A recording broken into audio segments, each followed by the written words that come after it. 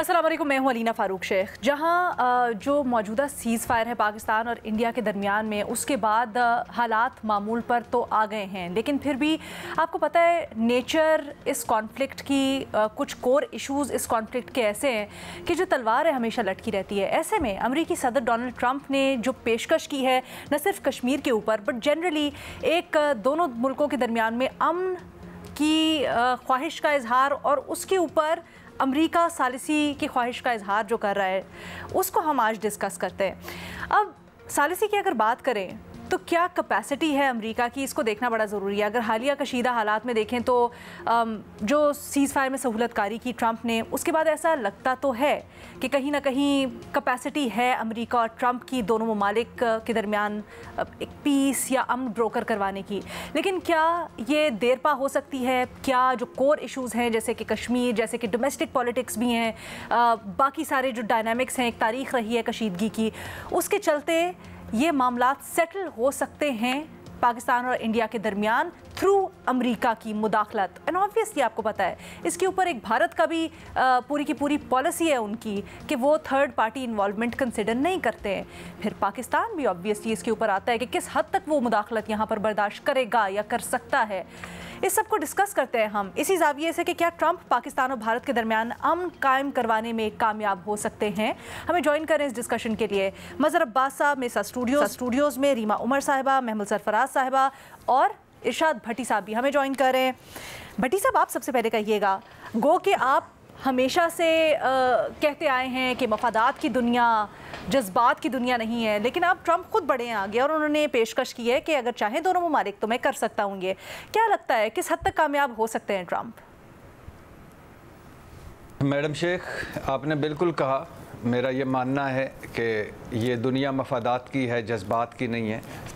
और वो जो कल तक एक थ्योरी थी मुसलमानियात, मोमनियात, इस्लामियात, वो पीछे रह गई है। अब मफादात हैं सारे। लेकिन मैडम शेख, ये इस बात पे आने से पहले कि क्या ट्रंप साहब अमन कायम करवा सकते हैं, आप एक बात याद रखिएगा, कभी भूल ना जाइएगा कि मेरे स्ट्रेट फॉरवर्ड सर ट्रंप, मेरे अमेरिका कम फर्स्ट वाले सर ट्रंप, और मेरे स्टेटस को तोड़ने वाले सर ट्रंप, और मेरे सच्चे और सुच्चे बिजनेसमैन सर ट्रंप को एक ना एक दिन देख लीजिएगा अमन का नोबेल प्राइज़ मिल जाना है। और उस दिन फिर हमारी खुशियाँ देखिएगा, क्या खुशियाँ होंगी, हम क्या खुशियाँ मनाएंगे। मैडम शेख, सर ट्रंप का मंशूर आपको पता ही है, नो वार्स, और ख़ास तौर पर वो जंगें, यानी नो वार्स मतलब नो जंगें, और ख़ास तौर पर वो जंगें तो बिल्कुल नहीं जिसमें अमेरिका का कोई नुकसान हो या अमेरिका का कोई पैसा लगे। ठीक है।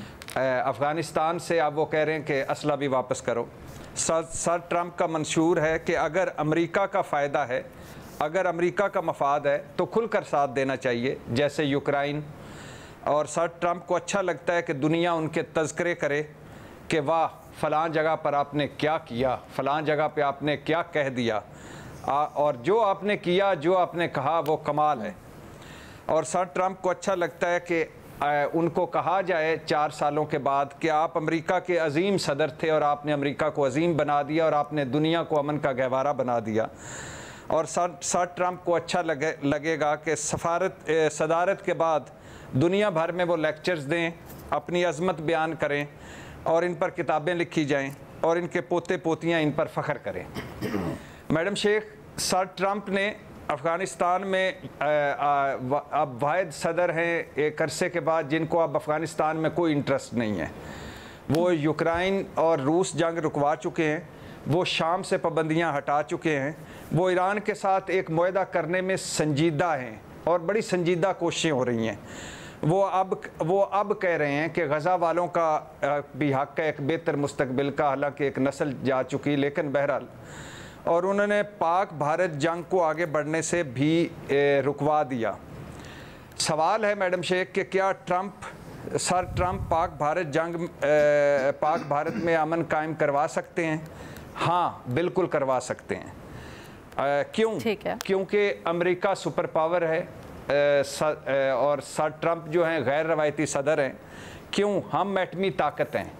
और ये ज़हन में रखिएगा कि ये जो हमारी जंग रुकी थी, इसमें एक तो हमारा ऑपरेशन बुनियानुल मरसूस था और दूसरा हम एटमी ताकत थे, जिसकी वजह से फ़ौरन ये सारा कुछ हो गया।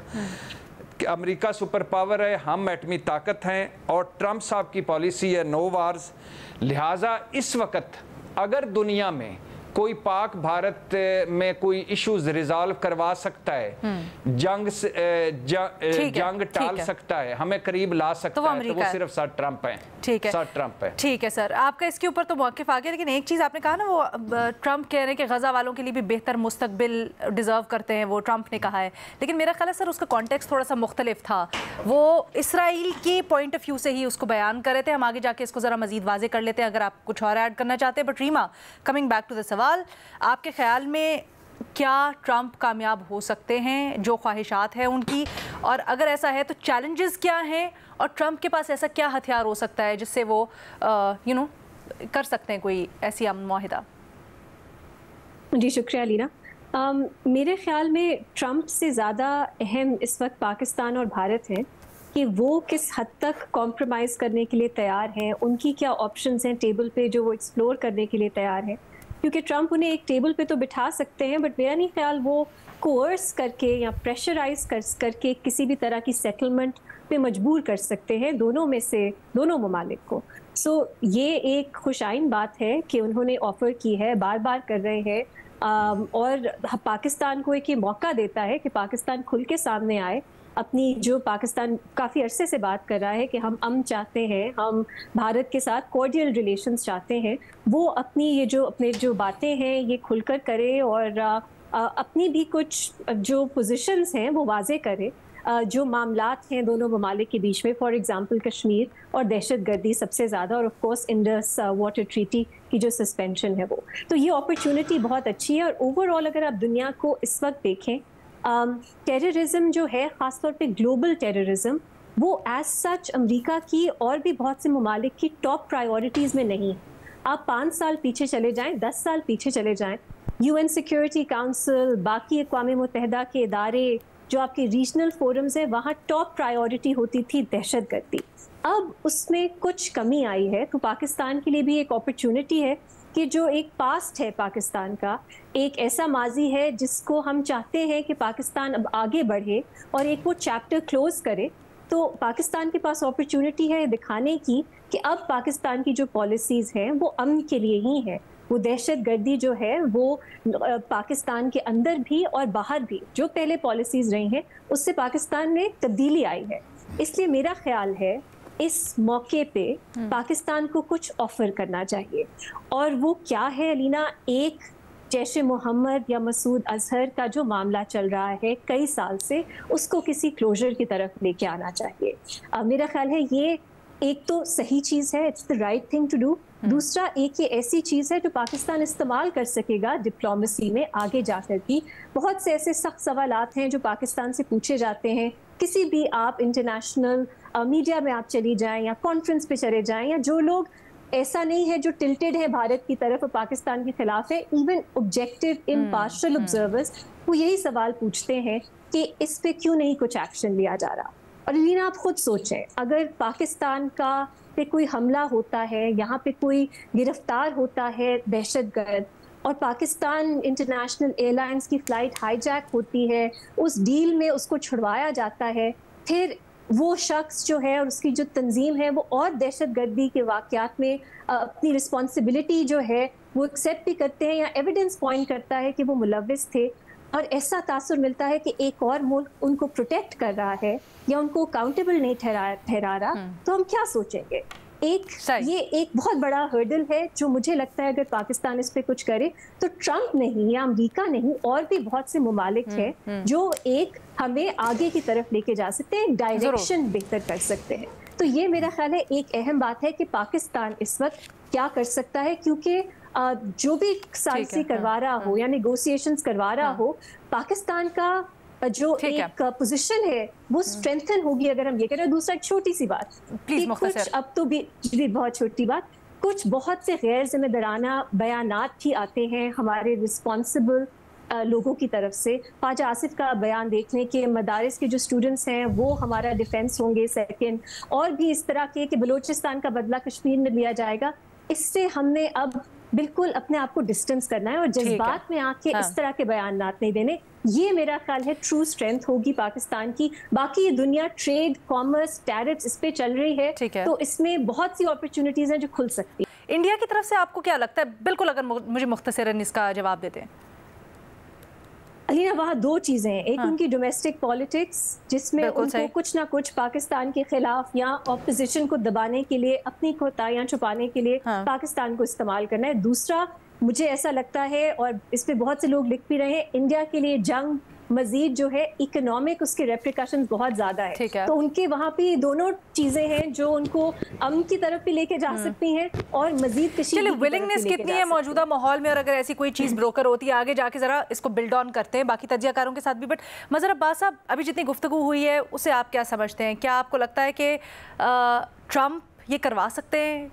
ऐसा क्या हथियार हो सकता है या ऐसी क्या दोनों को देने के लिए, दरमियान में साथ बिठाने के लिए चीज़ हो सकती है ट्रम्प के पास जिससे वो ये काम कर सके? मेरा नहीं ख्याल कि वो करवा सकते हैं और उसकी बड़ी बुनियादी सी वजह है। देखिए 9/11 के बाद दुनिया बहुत बदल गई है और अगर 9/11 और मोदी का राइज़ देखें तो दोनों के साल एक ही हैं। 2001 में गालिबन मोदी वहाँ के गुजरात के चीफ मिनिस्टर बने, उससे पहले उनको गुजरात की पॉलिटिक्स से आउट कर दिया गया था और उन्हें दिल्ली में बैठा दिया गया था बीजेपी के जनरल सेक्रेटरी के तौर पे। लेकिन 9/11 के बाद जो दुनिया तब्दील हुई उसमें ज़ाहिर है पाकिस्तान इस लिहाज से, हालांकि जो 9/11 में हाईजैकर्स थे उनमें से किसी का ताल्लुक़ पाकिस्तान से नहीं था, लेकिन अनफॉर्चुनेटली जितने भी वेल नोन लोग पकड़े गए वो पाकिस्तान से पकड़े गए। वो पाकिस्तान ने बहुत बड़ी कुर्बानी दी है पिछले 20 सालों में, जिस तरह 80,000 के लोग हमारे जो है वो शहीद हुए, उसमें सिविलियंस भी थे, उसमें पॉलिटिशियन भी थे, उसमें हमारे फ़ौजी अफसरान भी थे, जवान भी थे, और हम ईस्टर्न और वेस्टर्न बॉर्डर के बीच में ऑलमोस्ट सैंडविच हो गए थे। और पाकिस्तान ने उन दहशतगर्दी के ख़िलाफ़ भी और जितनी भी आउटलॉड ऑर्गेनाइजेशंस हैं, जो टर्निंग पॉइंट आया वो जब मुशर्रफ साहब आगरा गए और आगरा में जो हॉकिश एलिमेंट था लेड बाय LK अडवाणी, उन्होंने बिल्कुल वो जो एग्रीमेंट के करीब पहुंच रहे थे वाजपेयी साहब और मुशर्रफ साहब, वहाँ सबोटाज कर दिया गया। और वो बड़ा इस लिहाज से बड़ा सिग्निफिकेंट विज़िट था कि मुशर्रफ साहब को सामने रखें, कारगिल को सामने रखें और वाजपेयी का मुशर्रफ साहब को इनवाइट करना। वाजपेयी मेरे नुक्ता नज़र से पाकिस्तान और इंडिया और साउथ एशिया में शायद आखिरी स्टेट्समैन थे। लीडर्स तो बहुत हमें नज़र आते हैं, लेकिन उसके बाद हमें कोई स्टेट्समैन नज़र नहीं आता इस रीजन के अंदर, और ये बहुत बड़ा क्राइसिस है। अब मोदी इंडिया को रिप्रेजेंट कर रहे हैं, बीजेपी की पॉलिटिक्स इंडिया को रिप्रेजेंट कर रही है, जिसकी पॉलिटिक्स जिसने इंडिया के सेकुलरिज्म को ख़त्म कर दिया और हिंदुत्व को as an Indian political scene जो है वो ऊपर लेकर आ गए। तो अब हिंदुत्व पॉलिटिक्स के अंदर और RSS की पॉलिटिक्स के अंदर पाकिस्तान से बातचीत, पाकिस्तान से कश्मीर का मामला, ये सवाल ही पैदा नहीं होता। और उसकी बड़ी बेसिक थी उनकी पॉलिटिक्स, या तो बीजेपी वहाँ इलेक्शन हार जाए और उसके बाद एक उम्मीद हो कि शायद बीजेपी में या दीगर जमातों में कोई लीडर बने जिससे बातचीत। तो मुझे इस नियर टू इम्पॉसिबल लगता है कि कंसिडरिंग कि मोदी की आज भी पॉपुलैरिटी इंडिया में मौजूद है, चाहे वो रिड्यूस हुई हो, लेकिन वही गवर्नमेंट बनाते हैं। पिछले हमने देखा है 2014 ऑनवर्ड्स मोदी ही वहाँ के रूलर हैं। तो मुझे बहुत डिफ़िकल्ट लगता है क्योंकि मोदी की पॉलिटिक्स में ये है नहीं कि बातचीत की जाए। वो टेररिज्म की बात कर लेंगे, वो पुराने किस्से छेड़ देंगे, वो सारी चीज़ें कर लेंगे, वो कश्मीर के मसले पे कहेंगे कि हाँ आज़ाद कश्मीर पर बात कर लें। अगर बैठा भी दिया डोनाल्ड ट्रंप ने, ये बजाते खुद बहुत बड़ी बात होगी। बैकडोर डिप्लोमेसी शुरू हो गई, बहुत बड़ी बात होगी। अगर पीपल्स टू पीपल डायलॉग शुरू हो गया, बहुत बड़ी बात होगी। अगर सेक्रेटरी ऑफ जो दोनों सेक्रेटरी खारजा की मुलाकात हो जाती है, इस तरह की चीज़ें हो जाती हैं। What to talk of Modi और शहबाज शरीफ की मुलाकात, ये बहुत बड़ी बात होगी, लेकिन क्या मसला रिजॉल्व हो जाएगा? आपको नहीं लगता नहीं। आपको नहीं लगता? अच्छा, तिजारत भी आपको लगता है एक ऐसा कार्ड नहीं है जो ट्रंप के पास है, उससे दोनों को बिठा सकते हैं साथ? देखिए, क्योंकि इंडियन पॉलिटिक्स हॉस्टेज हो गई है हॉकिश की। ठीक है, जो हॉकिश तो एलिमेंट आपको लगता है ट्रेड बेनिफिट भी उनको नहीं साथ मिला वो सकता है? सोच ही नहीं रहे। महमल को बड़ा इसके ऊपर उबूर है, जरा उनकी इनसाइट जानते हैं इसके ऊपर। महमल, आप बताइएगा, ये जो डोमेस्टिक, अभी रीमा ने इसके ऊपर नजर डाली, हल्की सी रोशनी डाली हल्की सी, मज़हर साहब ने तो इसके ऊपर बड़े डिटेल में बयान किया। आप क्या समझती हैं, क्या इंडिया की डोमेस्टिक या बीजेपी की जो डोमेस्टिक पॉलिटिक्स है वो नहीं होने देगी ये? इवन ट्रंप जैसे इन्फ्लुएंशियल या अमेरिका जैसे इन्फ्लुएंशियल ताकत को भी वो जवाब दे सकती है और कह सकती है कि नहीं बैठेंगे हम साथ? देखिए रीना, अगर तो ट्रंप जो हैं वो डीपली इन्वेस्टेड हैं कि ये दोनों ममालिक जो हैं आपस में बात करें, बैठें और ये अमन जो है ये कायम रहे, और ये सिर्फ स्टेटमेंट्स की हद तक नहीं है, तो फिर तो बिल्कुल पाकिस्तान और भारत साथ बैठेंगे और बात करेंगे। आगे क्या मामला तय होते हैं वो तो ज़ाहिरी बात है कि किस तरह की नेगोशिएशंस होती हैं, लेकिन अमेरिका की इतनी पावर है, मिलिट्री भी और इकोनॉमिक पावर भी है, और तिजारत को वो बिल्कुल इस्तेमाल करेंगे। अभी भी आप देखें जितने ट्रंप के बयानात आए हैं उसमें उन्होंने बार बार ट्रेड की बात की है। मैंने इन दोनों मुल्कों से कहा ट्रेड करें, मैंने इन दोनों से उनको कहा मैं आपको ट्रेड डील्स दूंगा, मैंने इन दोनों मुल्कों से कहा अगर सीज़फायर नहीं करोगे तो ट्रेड डील नहीं होगी। इस तरह की उन्होंने बातें की हैं। तो जो तिजारत के ऊपर उनका बार बार ये कहना, और तो ये एक बहुत अहम चीज़ है। दूसरी चीज़ ये लीना, आपने अगर देखा होगा कि जो मोदी के बैकर्स हैं, जो ख़ास तौर पे जो वहाँ के बहुत बड़े बड़े बिजनेसमैन हैं, अभी जिस तरह रिलायंस ग्रुप के अंबानी हैं वो कतर में ट्रंप को मिले भी हैं, तो ये भी वहाँ के लोग ये कहते हैं, अगर आप उधर जर्नलिस्ट से बात करें, उधर आप फाइनेंशियल एक्सपर्ट से बात करें, कि एक्चुअली एक मोदी के ऊपर जो बहुत बड़ा प्रेशर है वो उनके अपने बैकर्स का है, वो उन बैकर्स का है कि जो ना सिर्फ बीजेपी के अंदर उन्होंने इन्वेस्ट भी किया हुआ, उन्होंने वहां के मीडिया के अंदर इन्वेस्ट किया फॉर बीजेपी, फॉर मोदी, और वो उनके माउथपीस जो गोदी मीडिया जिनको हम कहते हैं, आपको पता है कितने स्टेक्स हैं इन लोगों के, जो उनके बिग बिजनेसेस हैं जो मोदी को बैक करते हैं उनके मीडिया के अंदर भी।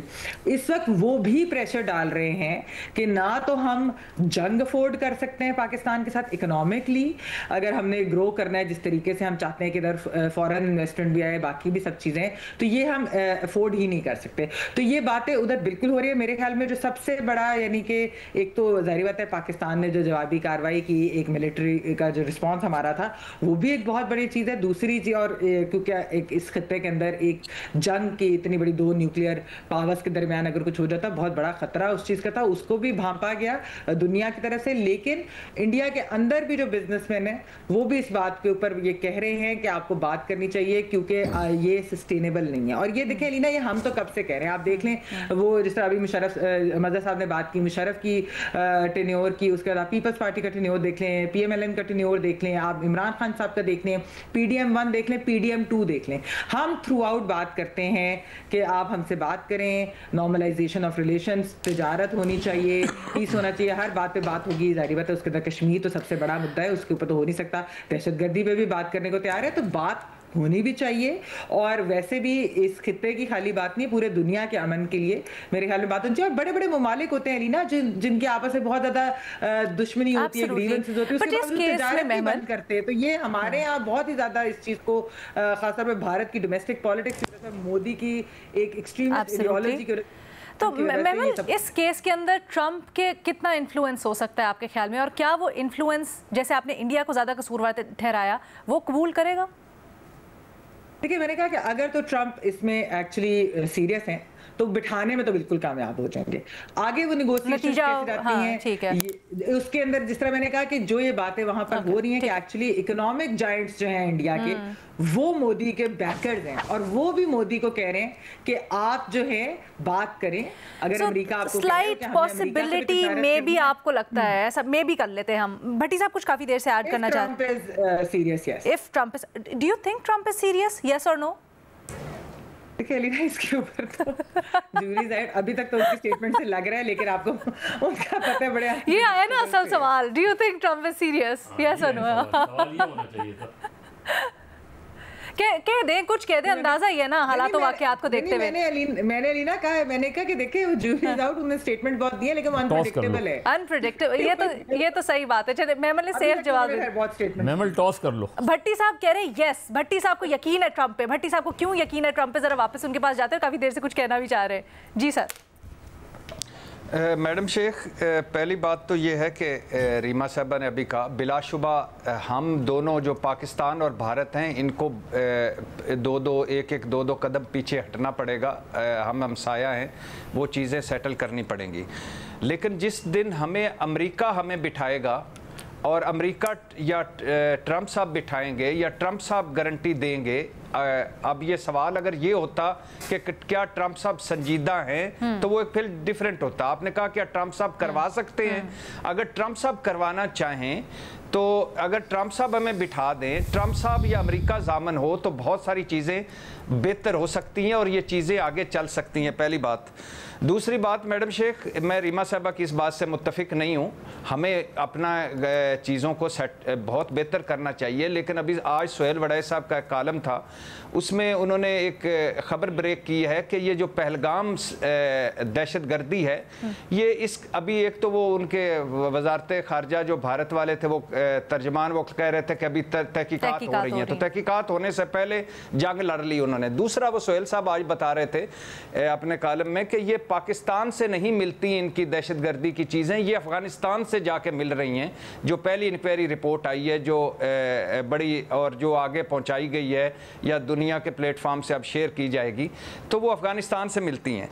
तो हम विक्टिम हैं दहशतगर्दी का रीमा साहबा। हमने बहुत सारी चीज़ें बेहतर की हैं। भारत इस वक्त दुनिया का सबसे बड़ा दहशतगर्द है। वो 7 मुल्कों में दहशतगर्दी करवा चुका है, वो डिक्लेयर्ड दहशतगर्द। अच्छा सर, मैं जो वहां से समझी थी रीमा से की गुफ्तगू से, आई गेट योर पॉइंट, मैं रीमा की गुफ्तगू से जो समझी थी, हम आगे की बात कर रहे थे, जो एक्नॉलेजमेंट्स थी वो मेरा ख्याल है पहले भी रीमा ने बात कर चुकी है इसके ऊपर, बट आई थिंक बेहतर होगा अगर वो जवाब दे दें खुद अपना। जी ऑफ कोर्स, मैंने तो बिल्कुल नहीं कहा कि पहलगाम का जो अटैक था उसके पीछे पाकिस्तान में रहने वाले या कोई भी तंजीम जो पाकिस्तान से ऑपरेट करती थी या करती है वो मुलविस थी। जो इल्ज़ाम लगाता है उसको प्रूव करना होता है, और भारत ने बिल्कुल कोई एविडेंस नहीं दिया, ना पाकिस्तान को, ना अपने अवाम को, ना इंटरनेशनल कम्युनिटी को। ठीक है। मसला ये है कि एक माजी है और माजी ऐसा है जो थोड़ा तल्ख है। हम ये यकीन करते हैं कि अब पाकिस्तान की पॉलिसी तब्दील हो चुकी है, लेकिन वो उसको दिखाने के लिए हमारे पास और भी एविडेंस होना चाहिए। और मैं ये कहती हूँ कि चाहे भारत माने या ना माने, चाहे बात आगे मुज़ाकरात हो या ना हो, the right thing to do is कि हम मसूद अजहर जैसे जो यहाँ पे जो इल्ज़ाम लगाया जाता है कि पाकिस्तान में रहते हैं, यहाँ पे पेट्रोनेज मिलता है, उनको अकाउंटेबल ठहराएं। क्योंकि ये जो एक मुल्क जिसने खुद दहशतगर्दी इतनी देर उसमें जो विक्टिम है, बिल्कुल सही कह रहे हैं भट्टी साहब, लोगों ने अपनी जानें दी हैं। हमारे लिए तो ये और ज़रूरी होना चाहिए कि जो परपेट्रेटर्स हैं उनको अकाउंटेबल ठहराया जाए। तो इस और पाकिस्तान का एक जो इमेज है उसमें बहुत बेहतरी आएगी। जब पाकिस्तान से सवाल पूछा जाएगा तो पाकिस्तान के पास बहुत एक ठोस जवाब होगा। अगर पाकिस्तान इस तरह के मतलब पाकिस्तान ने बेहतरी की है, इकदामात किए, लेकिन मजीद इकदामात भी भट्टी साहब मजीद मैडम शेख हमने बहुत इकदामात किए हैं। कहाँ हैं वो एक्टिव जिनका नाम ले रही रीमा साहबा? फैटिव से हम निकले हैं ये सारे इकदामात करके, और बहुत सारे इकदामात, अब तो सारा तितर बितर हो गया है। हम तो पॉलिसियाँ बदल चुकी हैं इस वक्त। सर नहीं, वो एक्नॉलेज कर रही है कि पॉलिसी बदल चुकी है, उसके बाद वो कह रही है कि मजीद इसके ऊपर अगर कोई कहीं पे कोई लूप होल्स है, अगर मजीद कहीं लूप होल्स है तो उसको ठीक कर लें, ये कहा जा रहा है ना। क्या और क्या है, क्या हमारे पास समझ नहीं आ रही कि हम करें क्या ठीक। चले ठीक है, मेरा ख्याल है के बाद बात करेंगे। अच्छा लीना, एक छोटी सी बात कर सकती हूं, एक छोटी सी बात ऑन अनदर इशू, एक छोटी सी बात जरूर। जी रीवा जी, ऑन अनदर इशू, जब मोदी ने फाइनली कई दिन बाद जाके एड्रेस किया अपनी नेशन को, तो उन्होंने ये छोटी सी बात की थी कि अगर मुज़ाकरात होंगे वो दहशतगर्दी पे होंगे, अगर मुज़ाकरात होंगे वो कश्मीर पे पाकिस्तानी कश्मीर पे होंगे। तो अगर आप इन पे भी मुज़ाकरात करें तो फिर आप पाकिस्तान का पर्सपेक्टिव इग्नोर तो नहीं कर सकते। तो उन्होंने ये नहीं कहा था मुज़ाकरात नहीं होंगे। तो अगर हम इसको थोड़ा ऑप्टिमिस्टिकली देखें तो शायद उनकी तरफ से भी। देखिए मैं आपको बताऊं ये कलीना, मलिक साहब से अब जवाब ले लेते हैं बिकॉज़ ही वाज एक सेकंड मैं मलिक साहब से जवाब लेके फिर आपके पास आऊं। रीमा और भट्टी साहब देखिए 2014 में जब एपीएस हुआ जी, उसके बाद हमने क्या रिजॉल्व किया था और हम उसमें कितना आगे गए हैं, इसको बैठ के कभी संजीदगी से देखिएगा। 2014 में हमने कहा कि मुल्क से एक्सट्रीमिज्म हम ख़त्म करेंगे, टेररिज्म ख़त्म करेंगे। क्या पाकिस्तान में एक्सट्रीमिज्म कम हुआ है या बढ़ा है, इसको बैठ के असेस कर लीजिएगा तो आपको अंदाज़ा हो जाएगा। तो हमें बहुत संजीदा इक़दाम करने पड़ेंगे। एक्सट्रीमिज्म भारत करवा रहा है कि हम कर रहे हैं? आप फिर बैठ के गुफ्तगू कर लीजिएगा। अच्छा नहीं हमने बहुत काम एक सेकंड ना साहब, एक मिनट जरा मैं सर्कल बैक करना चाहती हूँ उस चीज़ के ऊपर जो हम अभी बात कर रहे थे कि कितनी गुंजाइश है पाकिस्तान और भारत के दरमियान में बातचीत की। आपने कहा आपको बिल्कुल भी नहीं नजर आती कि अमेरिका ब्रोकर करवा सकता है। रीमा ने बड़ा अच्छा पॉइंट उठाया अपने खिताब के अंदर। मोदी ने जाते जाते कहा कि पाकिस्तान से बात हो सकती है, अगर होगी था कोई ऑफर नहीं दे रहा। चले सर वो आपका पर्सपेक्टिव है ना, आप तो समझ रहे हैं हो सकती है, पहले डिसाइड कर ले हो सकती है कि नहीं हो सकती। वो क्या कह रहा है, उसके माने आपको पता है क्या कहेगा? ठीक है, मोदी साहब जो मोदी कह रहे हैं, जो मोदी साहब कह रहे हैं कि जो है दहशतगर्दी पे बात करेंगे। आपको उसका कॉन्टेक्स्ट पता है कि वो किस कॉन्टेक्स्ट में ये बात कह रहे हैं? जब वो ये बात कह रहे हैं कि हाँ बात होगी कश्मीर पे तो आज़ाद कश्मीर पे बात होगी, वो किस कॉन्टेक्स्ट में बात कर रहे हैं? वो उस कॉन्टेक्स्ट में बात कर रहे हैं जिस पे बातचीत हो ही नहीं सकती। ओके ठीक है, मैं कंक्लूडिंग कमेंट मैं सिर्फ ये बात करना चाहती थी, जो यहाँ पर सारी बात हो रही है ना कि ट्रम्प कितने सीरियस है, जो हमारे जारी बात है हम यही करेंगे कितने सीरियस। लेकिन एक चीज जो अभी तक ट्रम्प के सारे जो नजर आया है उनके टेन्योर से, वो ये इस तरह लग रहा है कि जैसे वो चाहते हैं कि दुनिया के अंदर जंग बंदी हो और उसकी वजह जो है वो मोस्ट लाइकली बिजनेस इंटरेस्ट है। यानी कि वो चाहते हैं कि अमेरिका की भी इंडस्ट्री फ्लरिश करे, अमेरिका के भी बिजनेसेस फ्लरिश करें। वो मिलिट्री वॉर जो इंडस्ट्रियल कॉम्प्लेक्स है ना उसके अंदर इन्वेस्टेड नहीं, वो नॉर्मल बिजनेसेस के अंदर इन्वेस्टेड है। तो एक ये भी वजह हो सकती है कि जिसकी वजह से वो ये चीज कराने में कामयाब हो जाए। ठीक है, फिर इसको डिबेट को इसी पे कहते हैं कि हमारे पैनलिस्ट की अक्सरियत हाँ की तरफ ज़्यादा इंक्लाइंड है। समझते हैं कि अगर विलिंगनेस हो ट्रंप की, संजीदा हो ट्रंप, तो बिल्कुल ऐसी गुंजाइश निकलती है, वो बिठा सकते हैं साथ। नतीजा खेज़ होते हैं नहीं होते वो तो एक फिर आगे की बात। मज़हर अब्बास साहब इससे इत्तेफाक नहीं करते, समझते हैं नहीं बिठा सकते साथ और ना ही वो कोई नतीजा खेज़ मुज़ाकरात करवा सकते हैं। ओनली टाइम विल टेल, देखते हैं आगे क्या होता है। बट एक छोटी सी ब्रेक, आपके सवालात के साथ वापस आएंगे। Welcome back. आपके सवाल तजियाकारों के सामने रखते हैं। भट्टी साहब, पहला सवाल आपके लिए। आपसे पूछा जा रहा है कि बैरिस्टर सैफ ने जो बयान दिया है कि भारत के खिलाफ फतह पर कौम मुत्तहिद है, इत्तेहाद बरकरार रखने के लिए इमरान खान की रिहाई नागुज़ीर है। आपके ख्याल में क्या वाकई ऐसा है या ये मामला कौमी मफाद से ज़्यादा सियासी ज़रूरत का है? मेरा ख्याल है मैडम शेख के बैरिस्टर सैफ और पाकिस्तान तहरीक इंसाफ का जो ये इमरान खान साहब से नत्थी करना इस मामले को, वो ठीक नहीं है। उनकी अपनी दाखिली सियासत है। इमरान खान साहब की रिहाई के लिए ज़ाहिर है वो कोशिशें कर रहे हैं और करते रहेंगे, लेकिन बुनियादी तौर पे ये है कि पाकिस्तान ने एक भरपूर जवाब दिया। पूरी कौम बशमूल पाकिस्तान तहरीक इंसाफ उनके साथ थी, और जब मामला पाकिस्तान का हो तो हमारे ये छोटे वाले जो नीचे वाले मामलात हैं ये उसमें नहीं आते। सर, आपकी मौजूदगी और टॉपिक की दस्तयाबी का फ़ायदा उठाते हुए हामिद रज़ा साहब कह रहे हैं खान साहब 2 महीने के अंदर रिहा हो जाएंगे। क्यों ऐसा कह रहे हैं? आपके ख्याल में क्या ऐसा कोई माहौल बन रहा है आपकी इत्तलात के मुताबिक?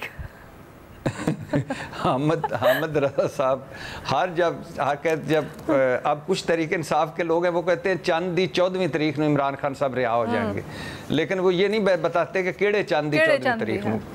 4-5 मरतबा पहले भी कह चुके हामिद साहब इस हो गए, इस तारीख होंगे, इस तारीख को होंगे। ठीक है, आपको नहीं माहौल लग रहा है ऐसा कोई बातचीत का?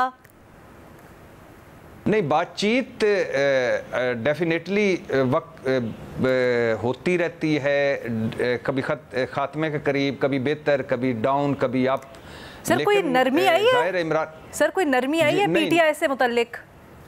नहीं मैडम शेख, कोई नरमी नहीं है, लेकिन एक खामोशी का टाइम चल रहा है। कोई सख्ती भी नहीं है, कोई नरमी भी नहीं है। ठीक है, थैंक यू सो मच भट्टी साहब। जल्दी से आगे बढ़ते हैं। रीमा उमर साहब, आपसे पूछा जा रहा है कि जस्टिस आयशा मलिक की मखसूस नशिस्तों के फैसले पर इख्तलाफी नोट को रोकने और इसके जवाब में सामने आने वाली रिपोर्ट्स के इख्तलाफी राय इख्तलाफ राय सिर्फ उस वक्त जारी होगी जब बेंच की सदारत करने वाला जज इजाज़त दे। अगर ऐसा है तो इस अमल का क्या असर होगा?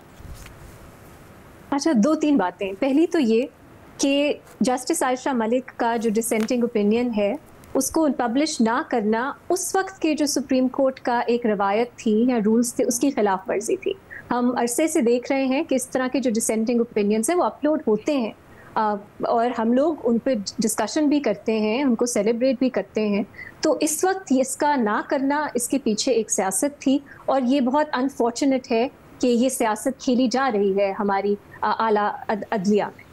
दूसरी बात ये है कि ये भी रिपोर्ट हो रहा है कि सुप्रीम कोर्ट के रूल्स में अब तब्दीली की जाएगी और डिसेंटिंग ओपिनियंस जो हैं वो सिर्फ या जो हेड ऑफ द बेंच है उनके ओपिनियन के बाद ही पब्लिश होंगे। अब इस पे एक इबाम है। दुनिया भर में जहाँ तक मैं समझती हूँ केस कंक्लूड होता है और एक जजमेंट इशू होती है जिसमें majority, minority opinions, dissenting opinions सब होते हैं। पाकिस्तान में एक अजीब सी रिवायत है जिससे मैं फ्रैंकली अग्री नहीं करती और मैं चाहूँगी इसमें बेहतरी आए कि हमारे प्रोसीडिंग्स के दौरान भी ओपिनियंस जो हैं वो जो छोटे छोटे मैटर्स आ जाते हैं प्रोसीडिंग्स में, उस पे भी ओपिनियंस हैं वो पब्लिश हो जाते हैं। कभी कभी डिसेंट पहले पब्लिश हो जाता है, मेजॉरिटी ओपिनियन बाद में पब्लिश होता है। तो ये कोई अच्छी रिवायत नहीं है और इसको अगर तब्दील किया जाए तो वो बेहतर है। अब ये जो रूल्स में तब्दीली हो रही है, क्या ये हर डिसेंट के ऊपर है या इस तरह की कोई तब्दीली है कि अदालत का फैसला एक बार ही पब्लिश होगा आखिर में? अगर ये है तो शायद ये बेहतर एक रिफॉर्म है। लेकिन अगेन वील हैव टू सी कि ये रूल जो है ये क्या कहता है। और एक और चीज, शॉर्ट ऑर्डर्स फिर बाद में डिटेल रीजनिंग, ये दुनिया में बहुत कम ममालिक हैं, एक्चुअली मैं नहीं जानती ज्यादा ममालिक जहाँ ये प्रैक्टिस हो। तो ओवरऑल मेरा ख्याल है इन सब चीजों में हमें तब्दीली की जरूरत है और इसको सिर्फ पार्टिजान लेंस से नहीं देखना चाहिए। बहुत शुक्रिया रीमा। एक छोटी सी हमें ब्रेक, वापस आते हैं फिर बाकी सवालात के साथ। Welcome back. मदद साहब, आपसे सवाल किया गया, बड़ा रेलेवेंट इस वक्त कराची का इशू है। पानी की किल्लत पर वाटर बोर्ड ने टैंकर माफिया के खिलाफ तहकीकात का आगाज़ कर दिया है। क्या इस तहकीक से आवाम को कोई फ़ायदा होगा आपके ख्याल में? कुछ नहीं होगा। वाटर माफिया के खिलाफ वाटर बोर्ड काम करे, खिलाफ कार्रवाई करेगा। ये इससे बड़ा मजाक नहीं हो सकता। जो लोग खुद इन्वॉल्व हैं वो क्या कार्रवाई करेंगे? अगर करनी होती तो वाटर बोर्ड आज इस वाटर टैंकर चल रहे होते। ये एक इतना, देखिए कराची के साथ ये मजाक ख़त्म कर दें, कराची के साथ ये मजाक ना करें। ये वाटर क्राइसिस खड़ा ही वाटर टैंकर्स की वजह के लिए किया जाता है। ये किस किस के वाटर टैंकर्स चल रहे हैं, क्योंकि इस मुल्क पे तहकीकात मैं किससे करवाऊँ? जिससे तहकीकात करवाऊँ पता चलता है उसके वाटर टैंकर्स चल रहे हैं, जिनकी तरफ मैं देखूं पता चलता है उनके वाटर टैंकर्स चल रहे हैं। तो ये माफिया के खिलाफ कार्रवाई होगी, एक क्राइसिस खड़ा किया जाएगा, एक बुरान याद रखिएगा और ये देखिएगा आप, एक पानी का शदीद बुरान खड़ा किया जाएगा, वाटर टैंकर के प्राइसेस ऊपर चले जाएंगे, सही, और फिर वो क्राइसिस खत्म हो जाएगा। जैसे हम देखते आते हैं यही मतलब कुछ महीनों बाद ऐसे ही होता है। देखिए, इस शहर को तबाह बर्बाद कर दिया गया है, खंडर बना दिया गया है। आप सोचें अलीना, आप जहाँ रहती हैं, हम जहाँ रहते हैं वहाँ सोचें, अभी एक सड़क बनी थी फिर खोद डाली गई, अभी एक सेक्टर बना था फिर खोद डाला गया। और तसव्वुर करें कि अगले 1-1.5 महीने में जो बारिशें होंगी उसके बाद जो शहर की तबाही आएगी।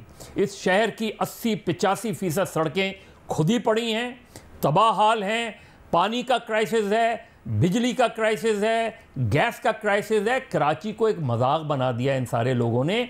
तो ये वाटर बोर्ड वाले इस तरह की, जिस तरह बिल्डिंग कंट्रोल वाले करते हैं, आधी बिल्डिंग गिराई, उसके बाद मामला तय हुए, वो बिल्डिंग खड़ी हो गई, परमिट भी खुद इशू करते हैं, सब कुछ भी खुद करते हैं, बाद में जब तहकीक करनी होती है कि क्यों रेट्स बढ़ जाएंगे, खुद ही कर लेते हैं, रेट्स बढ़ जाएंगे, खत्म होगी बात। बिल्कुल सही है।